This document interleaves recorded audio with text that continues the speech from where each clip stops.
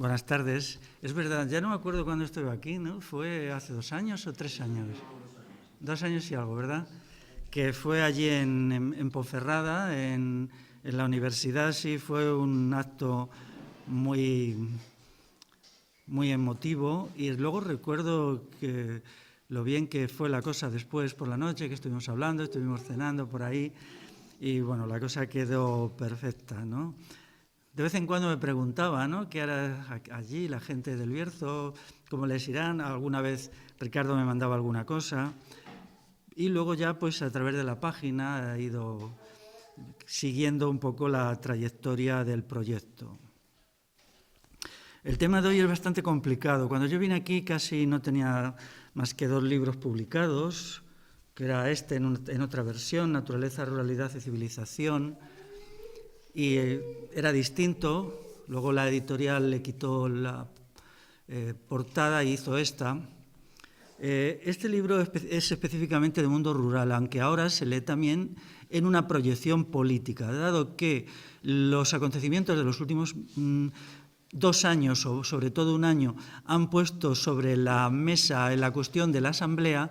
Pues entonces mi libro ahora se empieza a leer en clave de qué significa la asamblea, qué podría ser una sociedad gobernada por asambleas y tal. Entonces ahora, este libro que yo creí que ya estaba agotado, recuerdo que yo el año pasado dije, bueno, el año pasado tenía ya 3 años de edición y dije, pues este libro ya se ha agotado.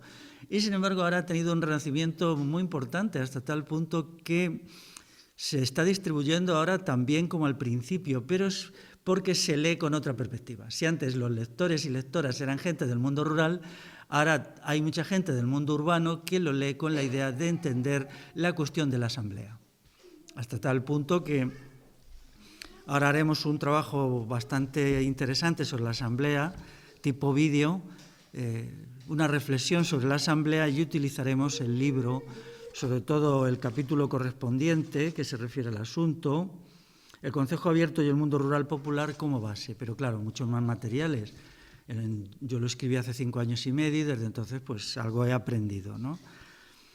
Los libros se hacen y luego adquieren una vida propia, ¿no?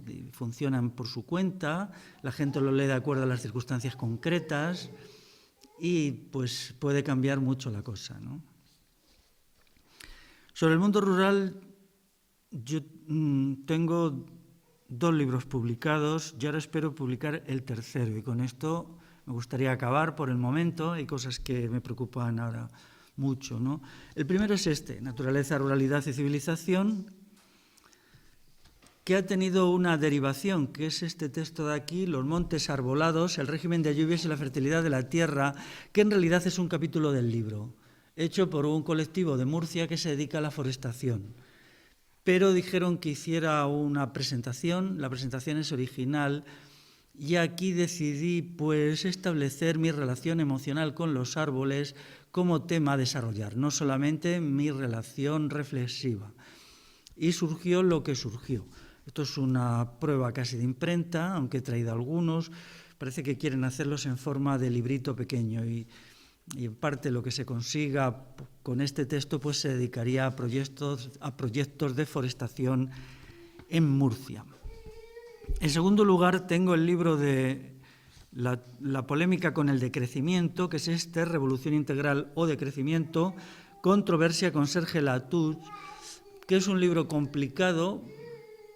Cuando Latouche vino a Madrid en el otoño pasado, pues me metieron a mí para el debate con él. Fue un debate muy complejo allí en Lyon, en el Ateneo, y yo al principio pues no sabía bien si publicar unas notas que tomé o no. Luego finalmente decidí que sí. Y de aquí salió este libro, y también me incluyeron, esta editorial cita, un folleto que yo tenía antes que eran los límites del ecologismo. Este folleto es importante para mí y ha suscitado mucho conflicto. Hay gente que está muy a favor del folleto y gente que está muy en contra. Quiero decir que mi posición ante el decrecimiento no es de rechazo total, sino solo de desacuerdo en algunas cuestiones fundamentales que Serge Latouche no trata. Por lo demás, pues es una ruptura con el productivismo habitual en los ambientes supuestamente transformadores. Es decir, Latouche hace ya 10 años se atrevió a decir no al productivismo. Antes lo había dicho más gente, pero quizá las teorías decrecentistas han calado en ciertos sectores de la sociedad. Y finalmente tengo pendiente de publicar un texto que escribí hace ya 4 años, que se llama El impacto de la ciudad en el mundo rural.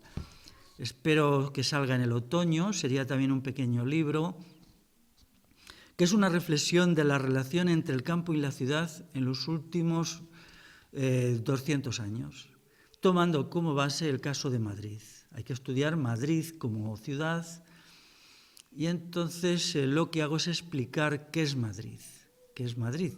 Y entonces invito a la gente que coja el libro y haga un paseo por lo que es Madrid del poder, ¿no? Partimos de los nuevos ministerios y acabamos en el antiguo Ministerio de Agricultura. Quien conozca Madrid, pues ya casi en la Plaza de Castilla, y entonces coger todo este eje del poder que es la Castellana, Cibeles, y entonces a un lado y a otro pues voy señalando, aquí está el banco tal, aquí está el Ministerio del Ejército, aquí está el Ministerio de Marina, aquí está el Ministerio de Agricultura, que ahora no sé cómo se llama porque como lo cambian de nombre cada 2 o 3 años, con el fin de dar una imagen gráfica y expresiva de lo que es una ciudad como centro de poder y explicar cómo el conflicto entre la ciudad y el campo es lo que ha llevado al campo a la crisis que lleva ya mucho tiempo, ¿no?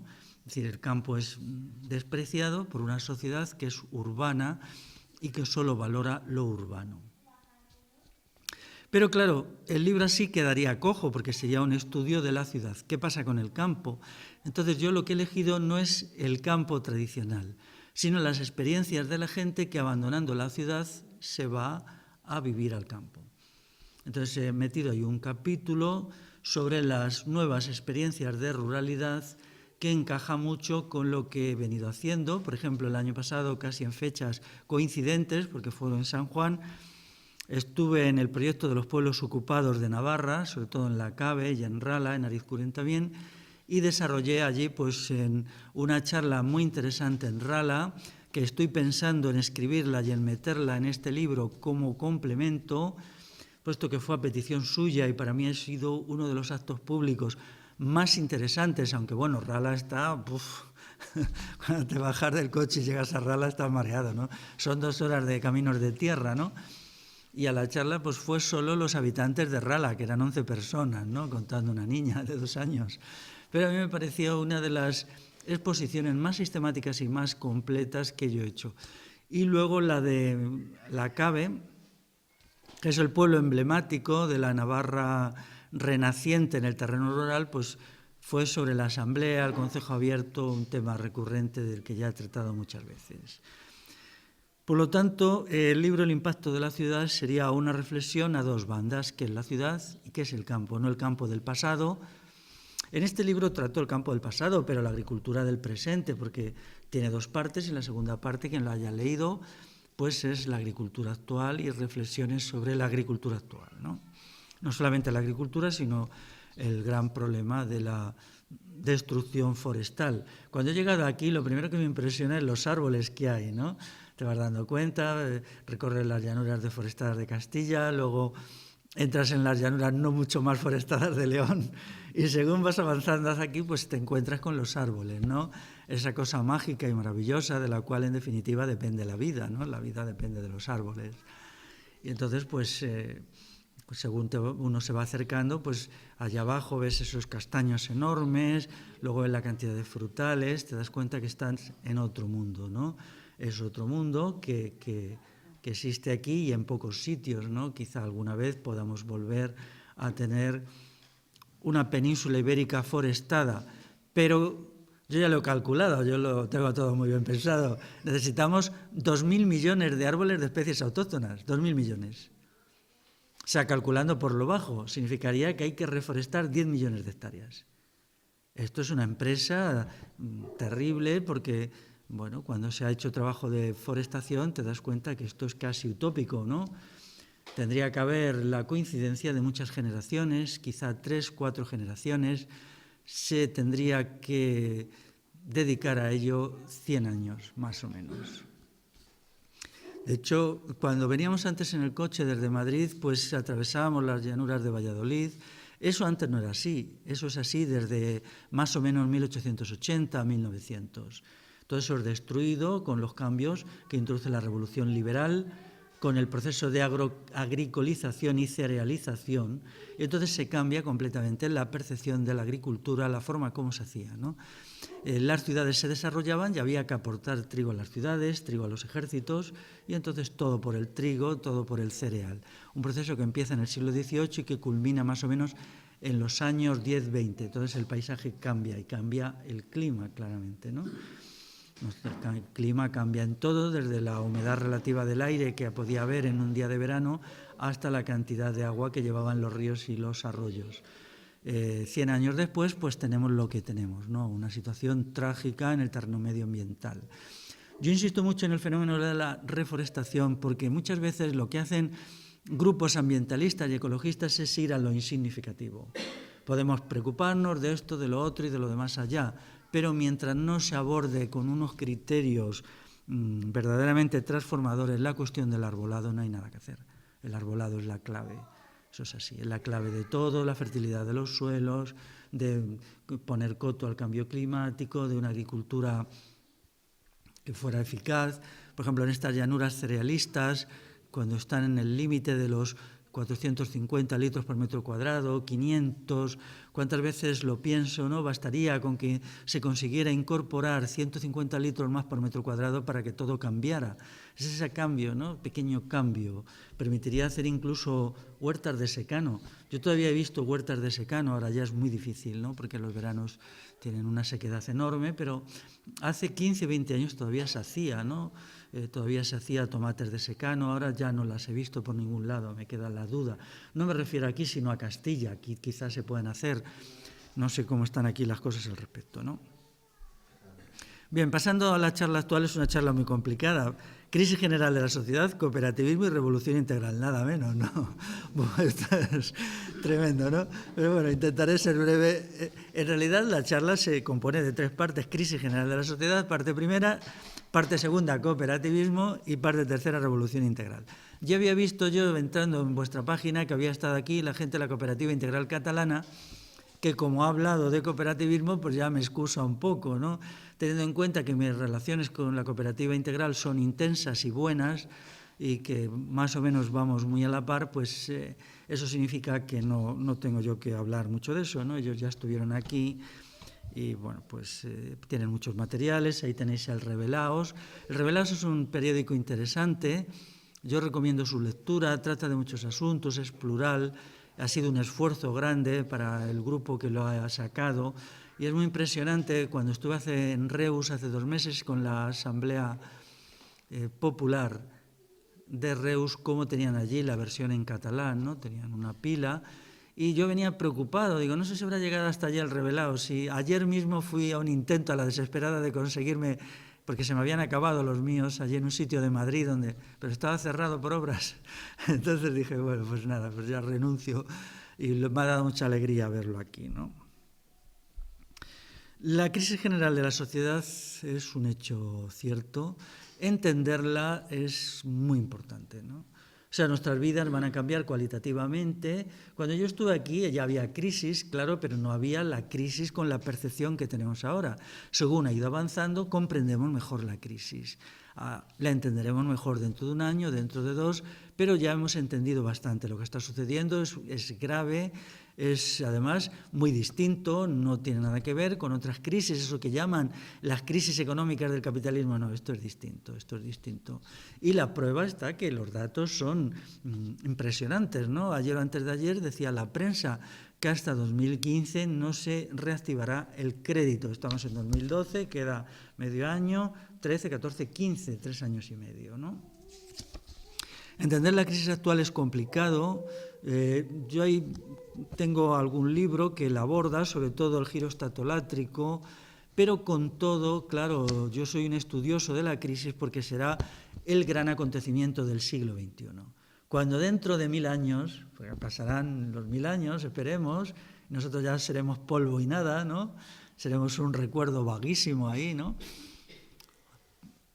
Cuando estudien el siglo XXI será el gran siglo de la crisis, pero no de la crisis mundial, sino de la crisis de Europa, de la crisis de Occidente. El resto de los países les va muy bien. El otro día leí un informe de lo bien que le va a la economía sudafricana, otro de lo bien que le va a la peruana, a la turca. Es Occidente el que ha entrado en crisis, sobre todo Europa. Es más, la crisis es más grave en Europa que en Estados Unidos, si entendemos Occidente como la combinación de Estados Unidos y Europa. Esto se veía venir, por ejemplo, cuando yo hice mi libro más importante, La democracia y el triunfo del Estado, en el que yo trabajé 17 años, yo siempre partí de la idea que la economía occidental estaba basada en unas bases que eran completamente irracionales y que no podían tener continuidad. Y bueno, según escribía, me daba cuenta que eso era así, que no tenía vuelta de hoja, ¿no? Desde el desplome económico del otoño de 2008 han pasado casi 4 años. Ya sabéis que en el otoño de 2008 se desploman casi todos los bancos de Estados Unidos y una parte importante de los bancos europeos. Por ejemplo, Inglaterra tiene que hacer un rescate rápido de la banca, Alemania también, y muchos países menores como Holanda también. Aquí no, pero porque el proceso era distinto en la medida que aquí se hizo ya un primer rescate de los bancos a través del rescate de todo lo que era la industria de la inmobiliaria y de la construcción, ¿no? En realidad, lo que estamos asistiendo es al desplome de Europa como potencia mundial. Y eso es la causa de la crisis. El desplome de Europa tiene una vertiente económica. Europa ya no es el centro del mundo y ya nunca lo será. Y Estados Unidos está a punto de dejar de ser el centro del mundo. Entonces, claro, eso significa que Europa se tiene que reestructurar, adecuarse a las nuevas condiciones, que son también económicas. Podemos decir que en la economía mundial las mercancías, los capitales y los servicios europeos no son competitivos. Lo diré de una manera, no pueden competir con los países ascendentes, con China, con la India, con Brasil, incluso con Rusia, aunque bueno, ya Rusia no lo metería, con Sudáfrica. Brasil es un gran competidor europeo, no solamente en el terreno de las mercancías, sino de los capitales. Alguien lo ha dicho claramente, la época de Vasco da Gama se ha terminado. Vasco da Gama es el iniciador del expansionismo europeo cuando él parte de Lisboa y llega a la India en el año 1445, ¿no? Y luego viene todo el expansionismo europeo. Esto va a tener una gran importancia para nuestras vidas diarias, porque va a significar que toda Europa, todo lo que es el mundo europeo, se tiene que reestructurar.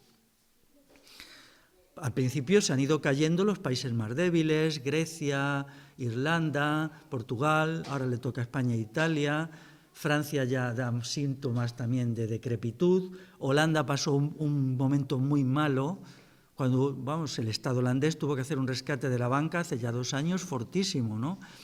Bancos que aquí suenan mucho, incluso en España, se vinieron abajo completamente, ¿no? Incluso, salieron de la bolsa, ¿no?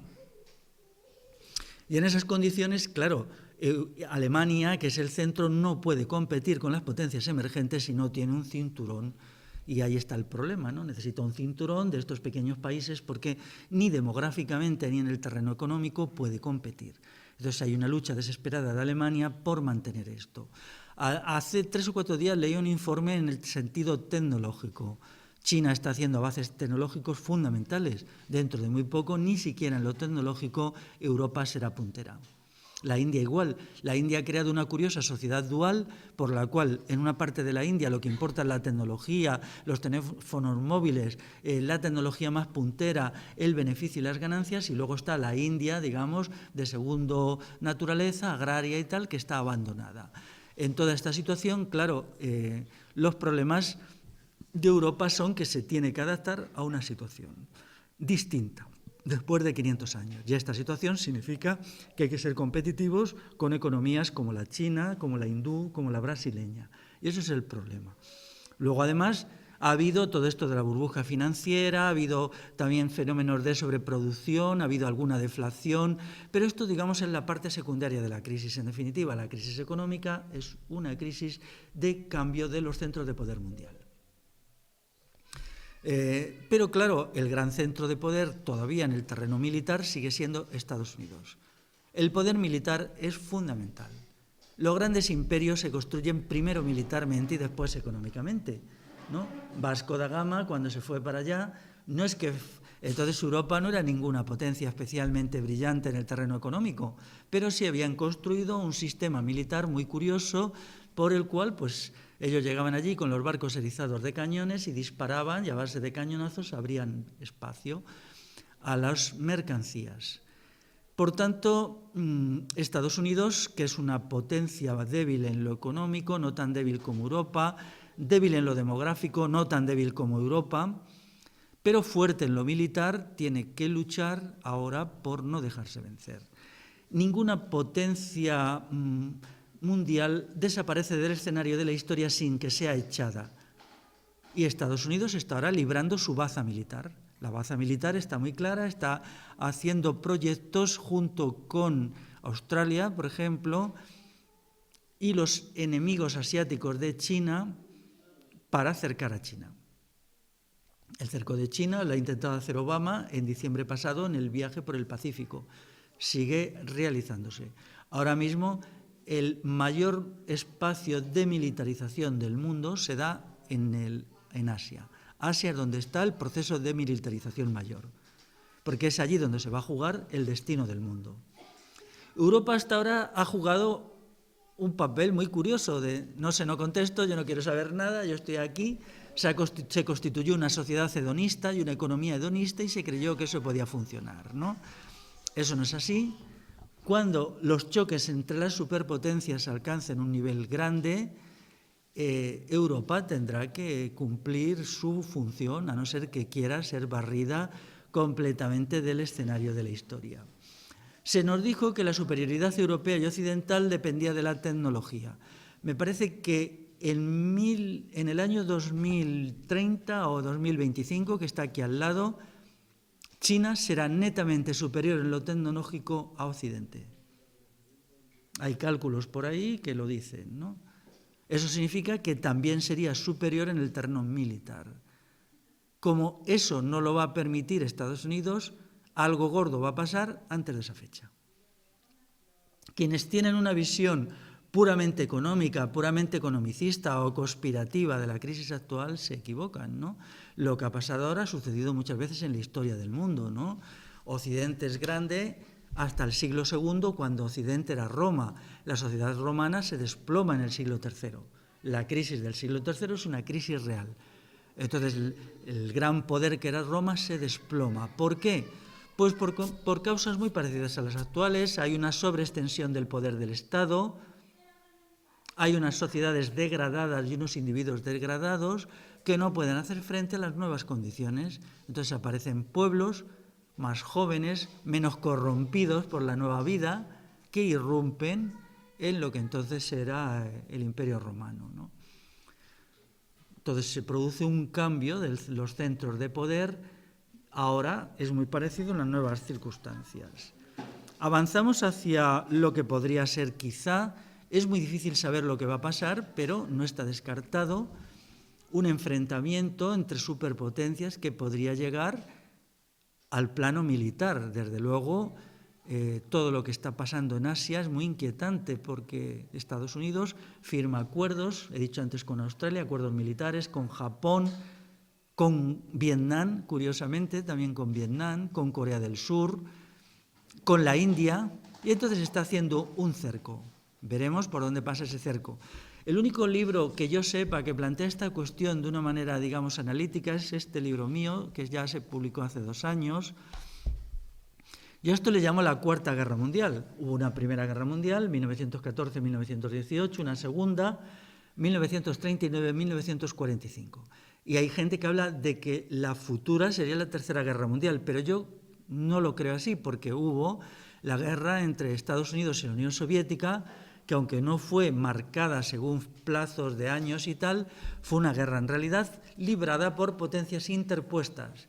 Había una lucha, por ejemplo, la guerra de Angola, en la cual los rusos mandaban a sus digamos, a sus mercenarios, que eran los cubanos, y ellos mandaban a sus mercenarios, los americanos, que eran los sudafricanos. Entonces ahí hubo un conflicto que lo ganaron claramente Estados Unidos y sus aliados. O la guerra entre Etiopía y Eritrea.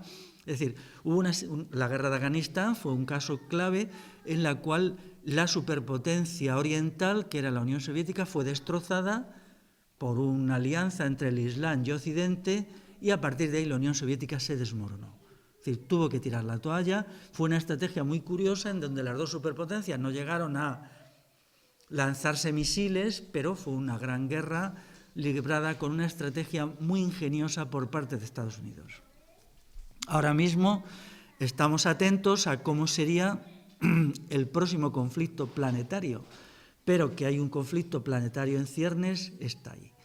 Es más, la situación económica no puede tener una salida muy así mientras Occidente vea bloqueado su acceso a las materias primas, a los capitales, porque las potencias emergentes se quedan todo. Hoy lo vemos claramente en África, en lo que se llama la África negra, pues es China la que explota las materias primas, los metales raros, todo esto, ¿no? Y Occidente pues empieza a ser desplazada, ¿no? Lo mismo en Brasil. En Brasil, durante mucho tiempo, China ha tenido unas inversiones colosales. Ahora parece que las inversiones chinas están un poco en declive. Daros cuenta que China, que se llama un país comunista, tiene unas condiciones de trabajo horripilantes. Por lo visto, en Brasil utilizaban la coacción en sus empresas, o sea, pegaban a la gente. Entonces, estamos ahora ante un proceso regresivo muy fuerte. No me gustaría que la gente esta noche no duerma por mi culpa, que ya va a pasar una charla, pero vamos, no quiero cargar demasiado las cintas, pero es así, ¿no?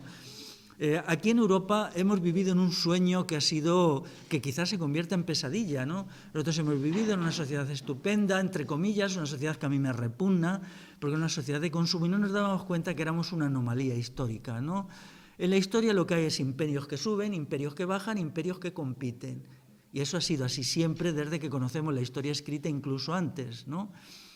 Por lo tanto, hay un caso típico aquí que afectó y que incluso llegó hasta estas áreas, que es el gran conflicto entre Roma y Cartago. El conflicto de Roma y Cartago, las guerras púnicas se mantienen durante 200 años hasta que por fin Roma consigue vencer a Cartago y destruir Cartago. Y entonces es cuando se impone Roma como gran potencia. En parte aquí también se llegó, quizá no tan al norte, pero la Hispania de la época, la península ibérica, era el centro clave. Quien dominaba Hispania dominaba los grandes centros metalúrgicos que le iban a permitir controlar el Mediterráneo. Una vez que los cartagineses fueron vencidos aquí en Hispania, pues ya estaban perdidos. De hecho, ya era solo cuestión de tiempo que Roma desembarcara en el norte de África y destruyera Cartago, como así fue. Pues eso se repite monótonamente en la historia. Los europeos tenemos que ahora construirnos una interpretación del mundo que no sea tan hedonista, tan placentera, tan autocomplaciente, porque la historia ahora nos ha dado la espalda. ¿Alguien puede decir Alemania? Bueno, Alemania por sí misma no puede. Los países nórdicos son una pequeña cosita en el mundo.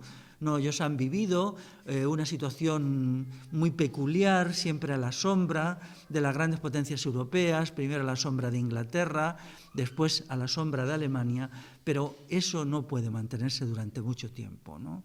Y las otras potencias pues exigen el dominio del mundo, ¿no? Por tanto, el futuro va a ser preocupante. Va a haber un cambio total en los estilos de vida. El estilo de vida nuestro pues ya no va a ser así. Antes me preguntaba un amigo, me decía, bueno, ¿y qué va a pasar con la economía? Pues ahora mismo estamos en el desplome de la economía española, ¿no? Pero ese desplome es hasta que toque fondo. ¿En qué situación? Pues en una situación en la cual tendrá que reelaborarse la economía y el paro dejará de crecer, incluso disminuirá, cuando la población empieza a aceptar salarios muy bajos. O sea, exactamente eso ya está sucediendo en Portugal. Es decir, nosotros hemos vivido en el sueño de los altos salarios. Ayer leí un dato que es en el primer trimestre las familias españolas ya no dan de sí con los ingresos y están tirando de sus ahorros.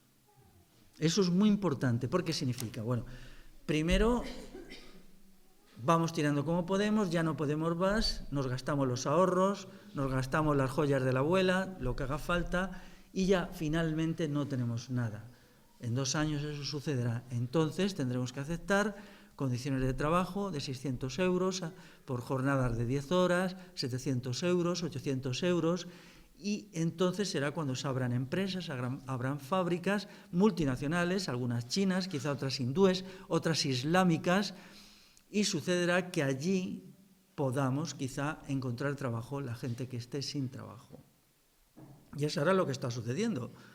Es decir, aquí se ha creado una gran bolsa de mano de obra que todavía, por razones culturales y por razones de supervivencia, no acepta estos salarios, pero en 2 o 3 años los aceptará. Por lo tanto, se creará un cambio social, es decir, todo el despilfarro, el derroche, el nihilismo, el cinismo con que hemos vivido, esto no se podrá mantener. Volveremos a una sociedad similar a lo que eran los años 50, una sociedad del trabajo, de las empresas, del ahorro. Yo digo que ahora lo que se está dando es una transición de la sociedad del despilfarro y del consumo a una sociedad del ahorro, en unas condiciones distintas, y eso será en 4 o 5 años. Eso cambiará nuestra percepción del mundo. A mí todavía me asombra que ahora la gente dice, pues yo me voy a Senegal, yo me voy a no sé dónde. Bueno, vale, ¿cuánto tiempo vamos a poder viajar, estos viajes de placer?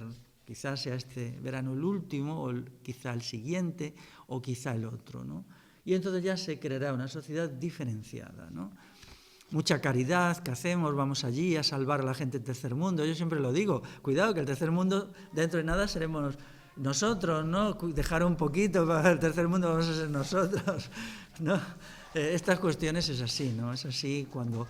Además, el proceso va muy acelerado. Daros cuenta que Occidente se equivocó con China. Pensó que podía reducir a China a productor de mercancías baratas y entonces Occidente dejaba esas mercancías baratas de poco valor añadido en manos de China, mientras Occidente se concentraba en productos caros de alta tecnología. Entonces China muy hábilmente en 10 años ha desbaratado ese plan. Ahora está ya incorporando más mercancías de alto valor añadido con mucha tecnología. Pero claro, como Occidente se creen los más listos del mundo, no quieren admitir que su estrategia frente a China en el primer asalto ha fracasado. Por ahora China gana. Ahora veremos cuál será el segundo asalto. Yo tengo mucho interés en ver cómo lo van a hacer. Ahora ya China está fuera de control como gran potencia tecnológica, gran potencia industrial, gran potencia financiera. Y está habiendo, unos cambios en la situación mundial. Esto será muy importante porque nuestros planes de vida, colectivos e individuales, tendrán que adaptarse a esa nueva realidad. ¿Cuándo? Bueno, pues en 3, 4, 5 años quizá, ¿no? Yo tengo una charla hecha en Granollers el 5 de mayo pasado en donde estudio cómo tenemos que replantearnos no solamente nuestra existencia individual, que es cosa de cada cual, sino también nuestra existencia colectiva como gente que queremos transformar la sociedad. Todo va a cambiar y entonces tenemos que actuar en una sociedad que va a cambiar, en las condiciones estas, ¿no? Y eso significa hacer un análisis estratégico nuevo. Sería muy largo ahondar en esto. Yo hablo de un proyecto a 10 años vista, pero si alguien quiere oír la charla está colgada en mi blog, creo. Luego están las explicaciones infantiles que da la izquierda a la crisis económica. Está la explicación de que lo han creado los capitalistas, una explicación, no merece la pena ni ser comentada, la explicación conspiranoica, ¿no? Luego está la versión subconsumista y keynesiana. No voy a profundizar en esto, pero quizá haya alguien aquí que lea algún libro de economía. Todo esto, pues realmente la izquierda española está tan obsoleta, es tan rancia, se ha quedado tan antigua, que ni siquiera se enteran que las teorías subconsumistas de la crisis no son las teorías marxistas. El marxismo tiene una crítica muy fuerte a la teoría del subconsumo. La teoría del subconsumo dice que como las clases trabajadoras no consumen lo suficiente, las empresas no pueden producir lo suficiente. Bueno, esto es una cosa disparatada que no merece la pena ni refutar. Luego está la versión keynesiana, que es que el Estado tiene que intervenir para incorporar una gran demanda de tal manera que las empresas reciban muchos pedidos y de esa manera se active la economía. Con la época de Zapatero, hace 2 años, se intentó una estrategia keynesiana que tampoco funcionó porque lo único que consiguió es un endeudamiento mayor del Estado. Daros cuenta que si las sociedades europeas siguen teniendo un gasto disparatado del Estado, como el Estado en sí mismo no es productivo, cuanto más alto es el Estado, más atrasadas se quedan respecto a las potencias más productivas. Y entonces eso significa que en la pugna estrictamente económica con las potencias emergentes se quedan retrasadas. Por eso ahora mismo se intenta recortar el gasto del Estado al máximo, para que el gasto productivo, es decir, el gasto en bienes de producción que creen algo que pueda ser vendido en el mercado mundial, crezca. Por lo tanto, las cuestiones esto de la izquierda, que un más gasto estatal y tal, bueno, pues quizás sea así, ¿no? Pero tienen que tener en cuenta que esto que haría unas sociedades europeas son más parasitarias e improductivas e ineficientes de los competidores en el terreno mundial, ¿no? Y bien, pues esto desde luego el capitalismo no lo va a hacer.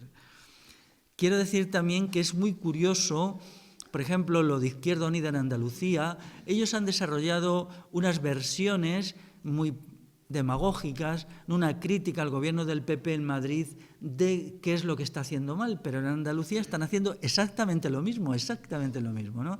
El gobierno de alianza entre el PSOE e Izquierda Unida está haciendo lo mismo, está introduciendo recortes muy fuertes, está intentando, claro, pasar de la economía del derroche a manos llenas a una economía de la concentración en lo poco productivo que tiene Andalucía.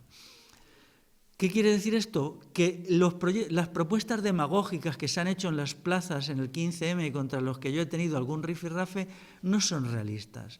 Necesitamos un análisis económico serio que está por hacer, pero desde luego lo que viene de la izquierda, como un libro muy famoso, del Vicent Fissás, alguno habrá leído, estoy seguro, porque está colgado en internet y lo ha leído hasta el gato, pues ese libro tiene un inconveniente, que casi todo lo que dice sobre economía está equivocado.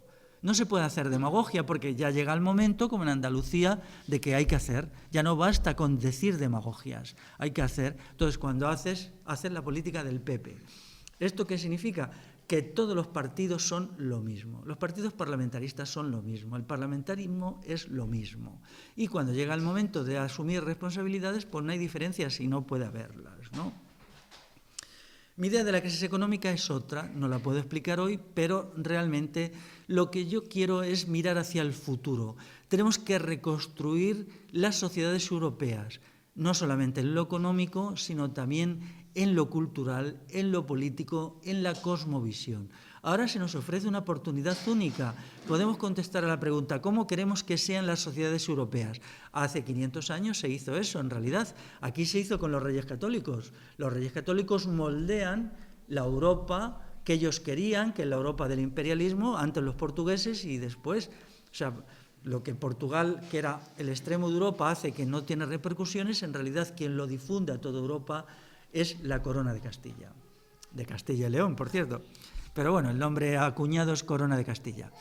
Entonces, ahora mismo tenemos una oportunidad única y lo que se haga en los próximos 20, 30, 40 años es remodelar las sociedades europeas que quizá para 500 años. Pero claro, Occidente ya no será el centro del mundo.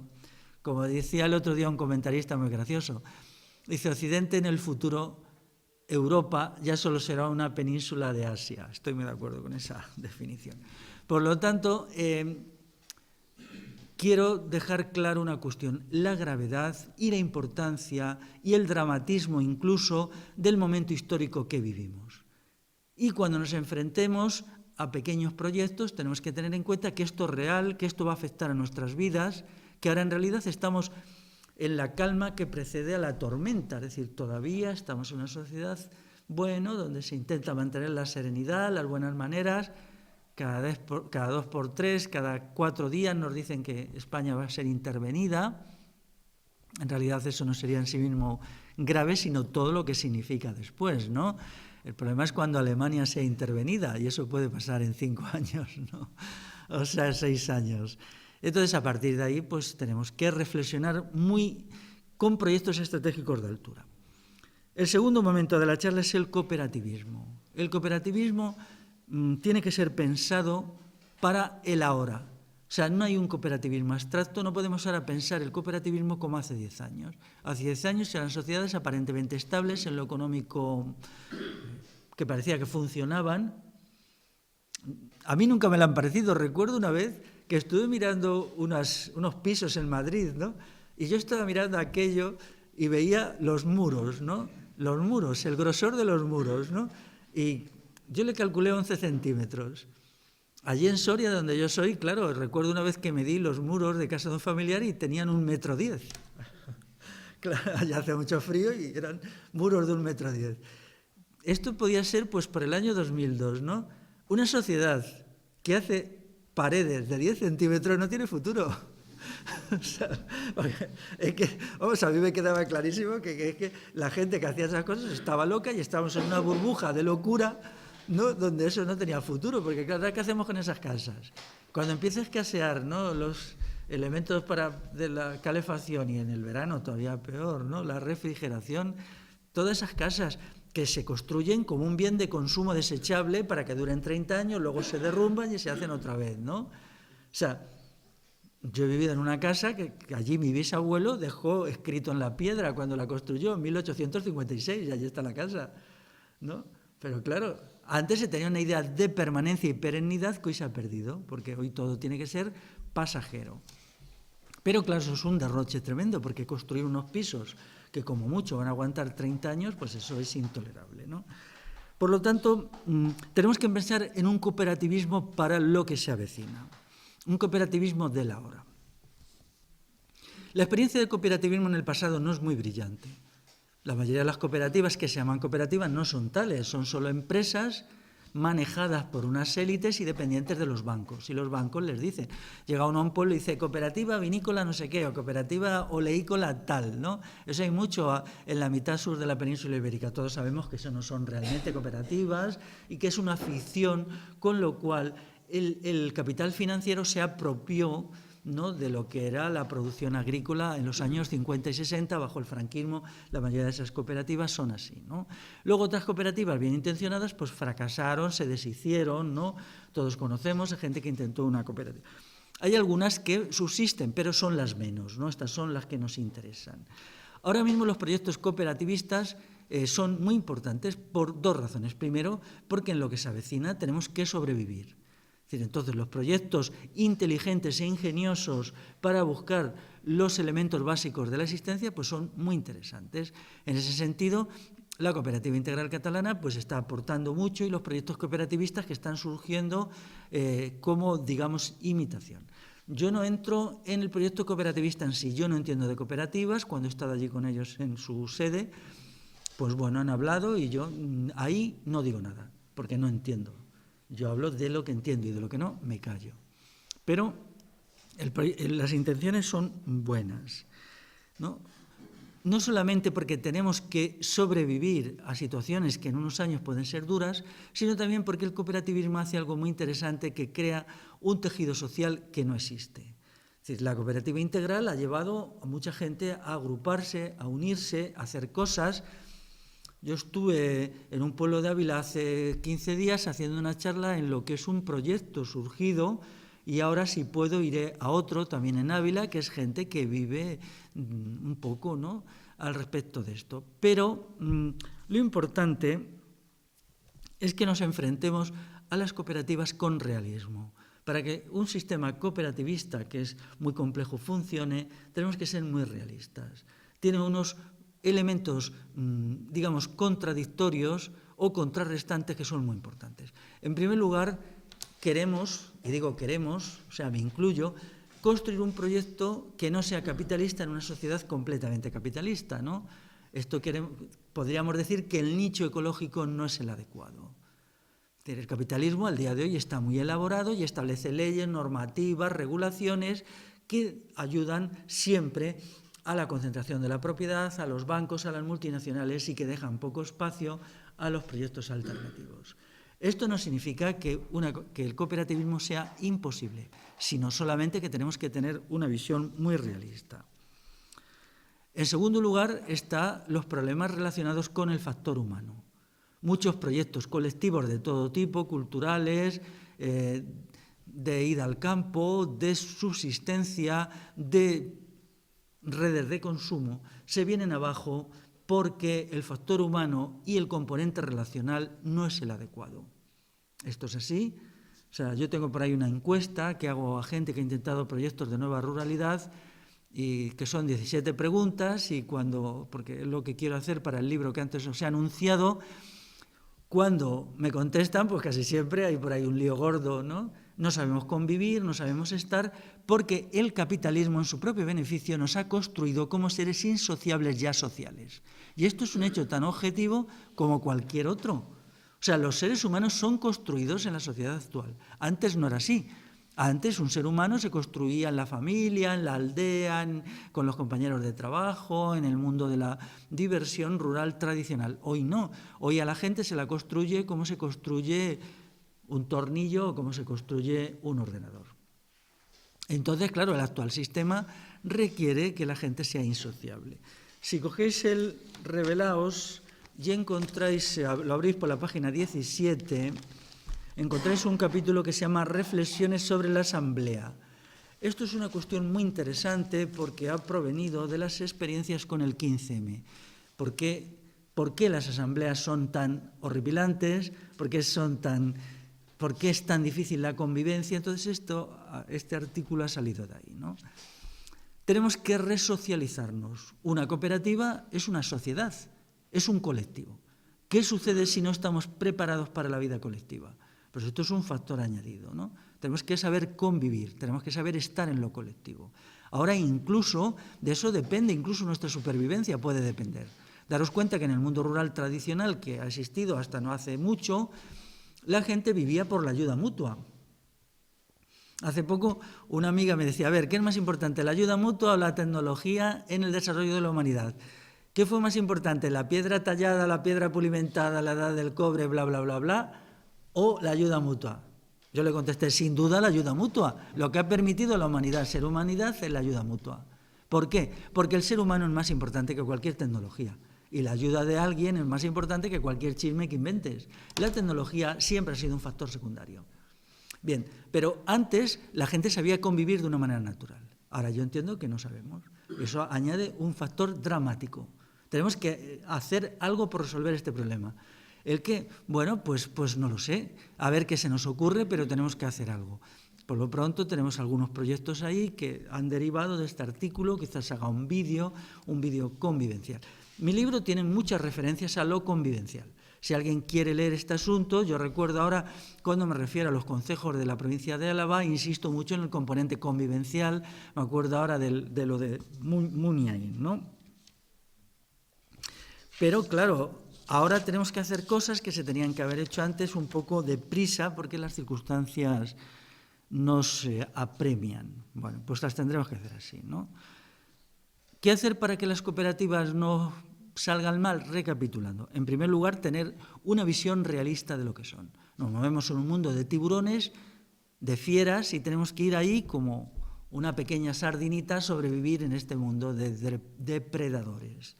Esto puede ser tomado por el lado malo o por el lado bueno. Puede ser tomado como un reto. Si nos lo tomamos como un reto sería estupendo. Eso significa que tenemos que agudizar nuestra inteligencia, nuestra capacidad de análisis para ser lo más objetivos posibles al máximo. Y ahora tenemos que exigirnos mucho a nosotras y a nosotros, como personas y como colectivo. Tenemos que establecer unos criterios de autoexigencia fundamental. No podemos ser autocomplacientes. Tenemos que ser muy severos con nosotras y nosotros mismos. Al menos yo eso con el criterio con el que trabajo. Lo que hagamos tenemos que hacerlo bien, si queremos sobrevivir en una situación que puede llegar a ser límite en 4 o 5 años. Esto es ver el lado bueno de las cosas, ¿no? Porque entonces decimos, claro, no nos asustemos, sino que seamos autoexigentes. Y tenemos que ser también exigentes con los colectivos. Pero es una exigencia que tiene que ser basada en el criterio de la fraternidad y del afecto. Tenemos que trabajar el factor humano. ¿Qué es lo más importante que tenemos nosotros? A nosotros mismos. O sea, tenemos que valorar muchísimo lo humano. A mí me preocupa que esto no es así. O sea, es decir, tenemos que autoconstruirnos como seres humanos. No sé si alguien aquí ha escuchado la última charla que yo hice, a ver, ¿dónde está el título? La voy a leer porque es una charla que aparentemente no tiene nada que ver con esto, ¿no? Pero quiero leer, es del 10 de junio en Madrid. Quiero leer el título exacto, lo tengo aquí en mi cuaderno de viaje, el título exacto porque es muy importante. Me gustaría, si alguien tiene tiempo, se puede escuchar en audio y es muy interesante porque yo fui directamente al grano, ¿no? Aparentemente no, pero sí fui, sí.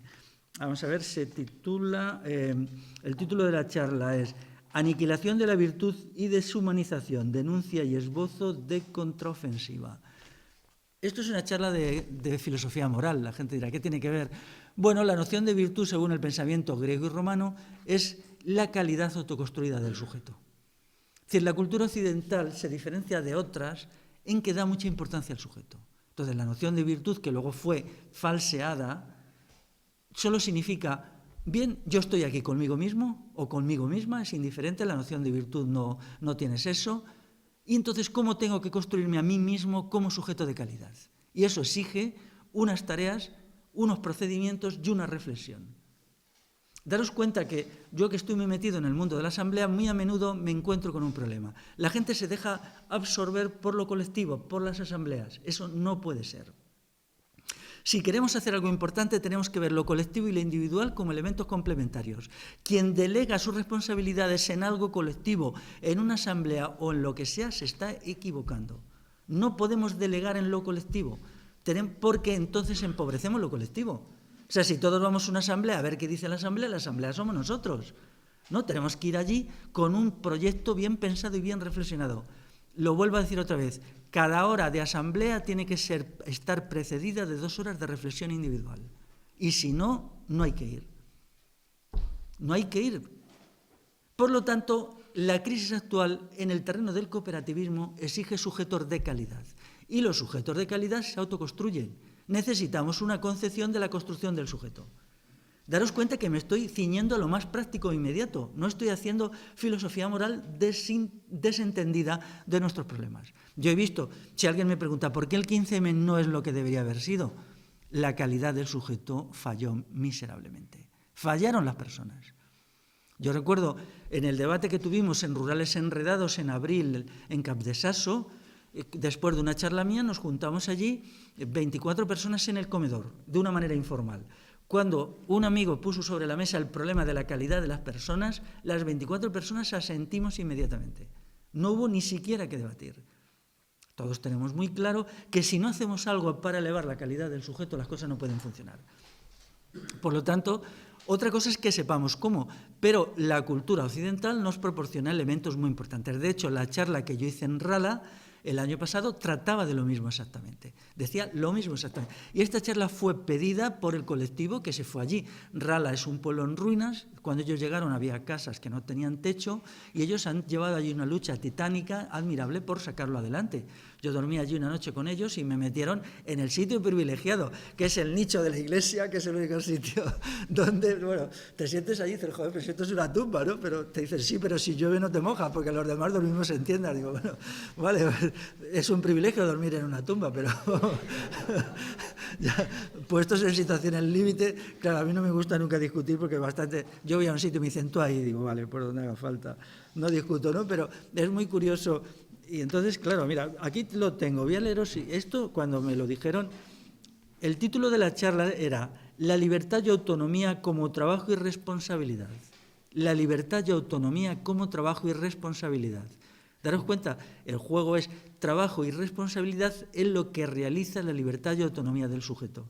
Claro, yo entiendo perfectamente que esta concepción de las cosas les era absolutamente necesaria para sobrevivir en unas condiciones límites. Pues que de todos los pueblos de Navarra es el que tiene una situación más precaria. Por tanto, decía, recapitulando, que para las cooperativas tenemos que tener una visión realista de lo que es hoy el mundo del cooperativismo.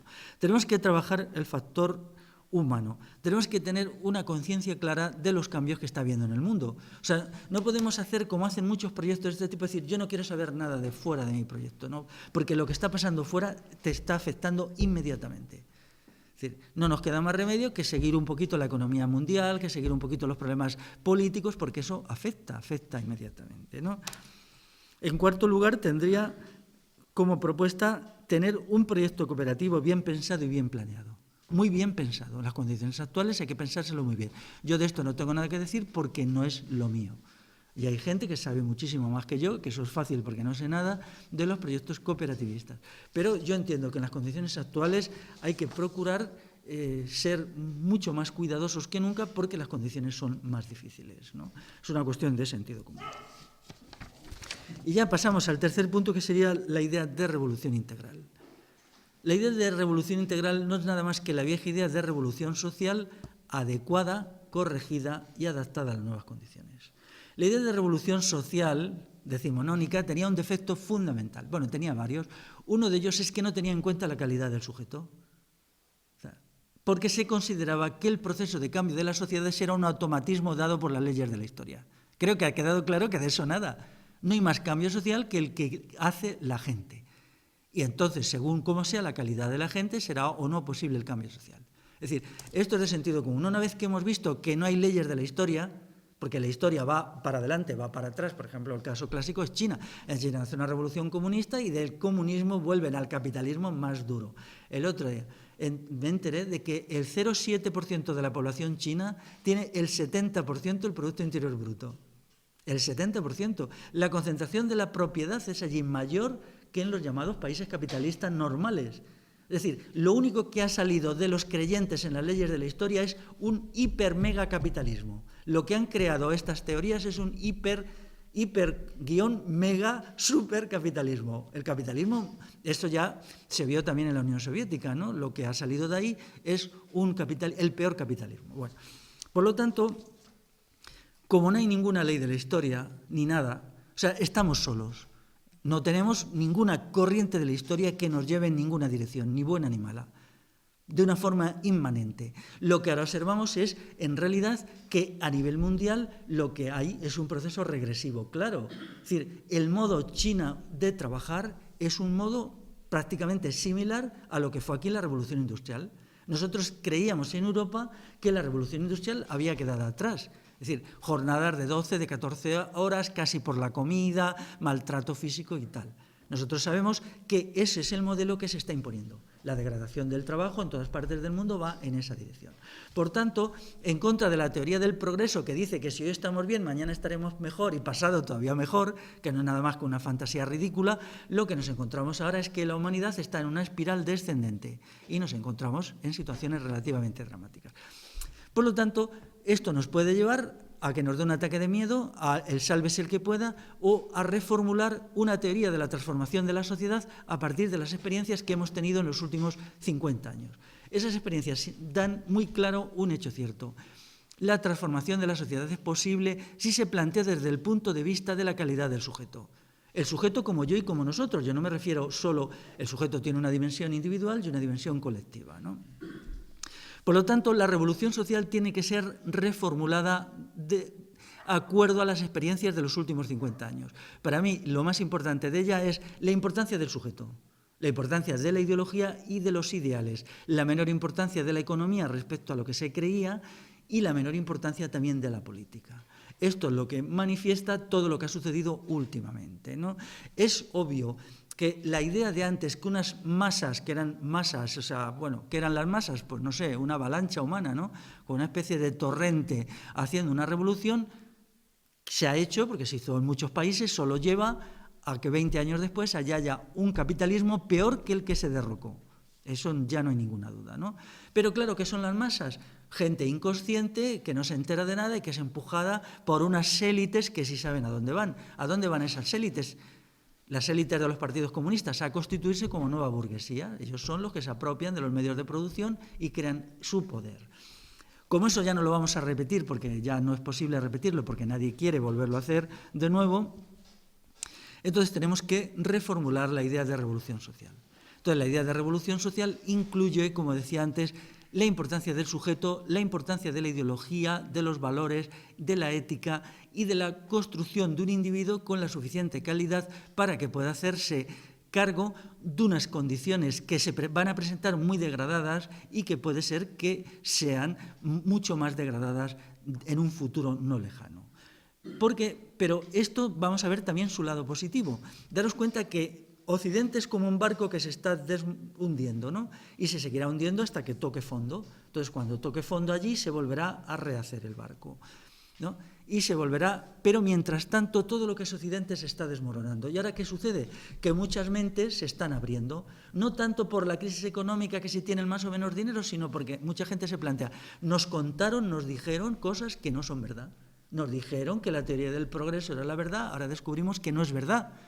Porque lo obvio es que el futuro va a ser pesimista. Nos dijeron que la tecnología era benéfica y todopoderosa y no es verdad. Nos dijeron que el parlamentarismo era una democracia y no es verdad. Nos dijeron que el pensamiento izquierdista era liberador y no es verdad. Entonces, en este momento, como esas cuestiones están puestas sobre la mesa, se está haciendo una apertura de las mentes. Y eso se nota perfectamente. Yo hoy que voy para allá, de allá para acá, como una pelota casi, yo observo la cantidad de colectivos, de grupos que están saliendo por todas partes en el último año y medio. Pero eso es muy curioso. Naturalmente, no es posible pensar que esos colectivos y esos grupos van a aparecer de la noche a la mañana con todas las ideas claras, con todo. No, aparece cada cual como puede. No, pero si se compara, por ejemplo, de cuando yo estuve aquí hace 2 años y medio, ahora las cosas han cambiado, porque te dicen, no, es que aquí es esto, y la gente tal, y están haciendo tal cosa. ¿Por qué? Porque la sociedad ha pasado de la siesta, del horror, del entontecimiento, del consumo, a calzón quitado, como se decía antes en castellano, desde hace 5 años, a una situación en que la gente dice, bueno, ¿qué está pasando aquí? ¿Qué está pasando? Y eso está haciendo que las mentes se pongan en actividad. Por lo tanto, en una situación así es decisivo la creación de ideas. La elaboración de ideas es decisiva. Y esto hay un peligro. Si nosotros creemos que nos va a bastar con un proyecto cooperativista, no. El proyecto cooperativista es necesario, pero no suficiente, porque ninguna cooperativa puede dar respuestas a los grandes problemas de nuestro tiempo. Una cooperativa no puede explicar cómo va a ser la marcha de la historia probable en los últimos 50 años. Una cooperativa no está en condiciones de desarrollar un proyecto de virtud personal que cree el sujeto capaz que necesitamos. Por lo tanto, esto yo ya lo he explicado, yo tengo mi teoría de la tarta, ¿no? Que son 2 niveles. Por una parte sería la parte baja, por ejemplo, pues no sé, bizcocho, a mí no me gustan los dulces, pero bueno, ¿no? Que sería, digamos, los fundamentos básicos, cooperativas, proyectos fundamentales. Pero eso, por ejemplo, grupos de consumo, todo eso necesitaríamos cientos, miles y cientos de miles. Pero eso no se puede quedar ahí, porque eso no puede dar respuesta a los grandes problemas de nuestra época. Y necesitamos complementarlos con un segundo nivel, que podría ser, pues, no sé, fresa o lo que fuera, ¿no? Una tarta o chocolate de 2 niveles, ¿no? Si conseguimos encontrar esta síntesis entre las cuestiones básicas y las cuestiones fundamentales, entonces podríamos avanzar. ¿Avanzar hacia ahí? ¿Hacia qué? Bueno, en un momento de crisis creciente estaríamos en condiciones, quizá dentro de un tiempo, no ahora ni dentro de 10 años, de crear una sociedad nueva en donde el sistema capitalista, ahora que sabemos cómo tenemos que hacerlo y cómo no tenemos que hacerlo, pueda ser eliminado. Daros cuenta que las revoluciones fracasadas del pasado han creado cosas horribles, pero también nos han enseñado mucho. Nos han enseñado sobre todo de lo que no tenemos que hacer y por dónde no tenemos que ir. Estamos en un momento histórico en donde, de nuevo, el sujeto que fue expulsado de la historia por las teorías mecanicistas y simplistas decimonónicas vuelve otra vez. Entonces, eso tiene una importancia enorme. De ahí que yo me he permitido recoger una expresión de un pensador romano del siglo II que se llama Plutarco, que él la define vencer por virtud. Vencer por virtud no significa nada más que podemos construir un mundo nuevo a partir de una calidad del sujeto renovada y regenerada. Eso es vencer por virtud. De hecho, en la época de la República Romana, la noción de virtud que se tenía, que era una noción militar y militarista, es lo que permitió a Roma conquistar el mundo. La virtud es como un arma, puede usarse para una acción infame como era la conquista del mundo, porque creaba sujetos de calidad y puede usarse para lo contrario. Cuando yo leo a este pensador romano que se llama Plutarco, aprendo de él, pero en estas nociones de calidad autoconstruida del sujeto, pero la utilizo de una forma diametralmente opuesta a la suya, puesto que era un militarista y yo no. Por tanto, los cambios que necesitamos tienen que pensarse en términos históricos. No podemos pensar en 2 o 3 años o en 2 o 3 meses. Tenemos que integrar todo el conjunto de las transformaciones que van a sufrir las sociedades europeas, las sociedades del resto del mundo. Vamos a ver qué jugada va a hacer Estados Unidos. Estados Unidos no se va a dejar desbancar como primera potencia sin usar aquello en lo que es fuerte, que es la fuerza militar. No lo ha hecho ninguna potencia en el mundo desde que el mundo es mundo y no lo van a hacer ellos por primera vez. Y la prueba es, bueno, algunas cosas que se saben de por ahí, ¿no? Europa tiene que redefinirse del principio al final. El periodo de paz, consumo, alegría, fiesta y tontería que ha habido en Europa desde el final de la Segunda Guerra Mundial se ha acabado. Aquí se tardó un poquito más, llegó a partir del año 65, entre otras cosas destruyó la sociedad rural popular tradicional, pero esta definición de Europa tenemos que hacerla y podemos hacerla. Ya sé que es mucho, pero ¿cómo podemos movilizar a una sociedad? Daros cuenta que una sociedad no solo se moviliza por proyectos económicos. Los seres humanos son mucho más que la alimentación y que el vestido. Necesitan un proyecto de sociedad, un proyecto de vida, un proyecto cultural, un proyecto político. Entonces, quien defina todos estos proyectos ganará. ¿Ganará? ¿Cuándo? Quizá dentro de 100 años, quizá dentro de 200, quizá dentro de 300. La historia es así. Tenemos que actuar en el tiempo de la historia. Y ahora tenemos que dar los primeros pasos. ¿Cuáles serían los primeros pasos? Muy fácil. Hagamos todos los sistemas cooperativistas que podamos. Pensémoslos bien. No olvidemos el factor humano como cuestión sustantiva. Creemos el máximo de tejido social posible, porque tenemos que estar juntos, tenemos que conocernos. Tenemos que estar agrupados. Pero, en segundo lugar, estudiemos las características de nuestra época. Busquemos respuestas a los grandes problemas de nuestra época. No nos contentemos con las pequeñas cosas. Y busquemos el proyecto de revolución integral, que no es nada más que el cambio total que es transformación de la sociedad, transformación del individuo y transformación del sistema de valores. Es imposible acabar con el capitalismo si no hay una transformación del sistema de valores. Es obvio. Que no se dieran antes cuenta, si la gente sigue valorando el dinero, habrá capitalismo. Aunque destruyamos este capitalismo, surgirá otro y otro y otro. Tenemos que crear un tipo de ser humanos que no valore el dinero, no valore los bienes materiales. Eso es en parte lo que a mí me une con Latouche, ¿no? Cuando dice, eliminemos la idea de la abundancia material. Muy de acuerdo, la idea de la abundancia material lleva al capitalismo directamente. Creemos una sociedad de consumo mínimo. Pero, claro, si el consumo material es mínimo, el consumo de bienes inmateriales, bienes espirituales, tiene que ser máximo. No podemos vivir en la nada. No podemos decir, no, es que no vamos a consumir casi nada. Bueno, ¿y qué hacemos entonces? Bueno, pues planteémonos la otra parte del ser humano, que es la que tiene que satisfacerse. La satisfacción de las necesidades espirituales de la persona tiene que ser el contenido de una sociedad post-revolucionaria. ¿Cuáles son esas necesidades? Están claras. En primer lugar, para mí, la necesidad de verdad, la necesidad de convivencia, la necesidad de conocimiento, la necesidad de virtud o autoconstrucción del sujeto, la necesidad de un trabajo libre, que no sea el trabajo asalariado esclavo, la necesidad de belleza. Son cosas que hace ya mucho que están definidas, ¿no? Entonces tenemos que orientar nuestra acción transformadora en ese mundo. En ese mundo vencemos al capitalismo, porque el capitalismo no puede moverse entre seres humanos que valoran no las mercancías, no los bienes materiales, sino que valoran la verdad, el conocimiento, la virtud y la belleza, porque ahí no es el mundo del capitalismo. Parece mentira que haya que explicar esto, pero es de sentido común, ¿no? Es de sentido común. Cuando el marxismo intentó dar la batalla al capitalismo siendo más productivos que el capitalismo y proporcionando a la gente más consumo que el capitalismo, se estaba situando en el terreno del capitalismo. Inevitablemente de ahí tenía que salir un nuevo capitalismo, ¿no? Cuando en realidad no es así, ¿no? Nosotros lo que necesitamos, sobre todo, por ejemplo, cuando yo venía aquí, la contemplación de la naturaleza. La contemplación de la naturaleza es la satisfacción de una necesidad de belleza que tiene el ser humano dentro de sí. Esto no se puede satisfacer en la gran ciudad, pero eso en la gran ciudad lo que está la gente es cada vez más loca. Y eso es así, ¿no? Pero claro, estas cuestiones, ¿cómo plantearlas? Pues tenemos que buscar, tenemos unos años todavía para dar el giro desde las necesidades materiales a las necesidades inmateriales.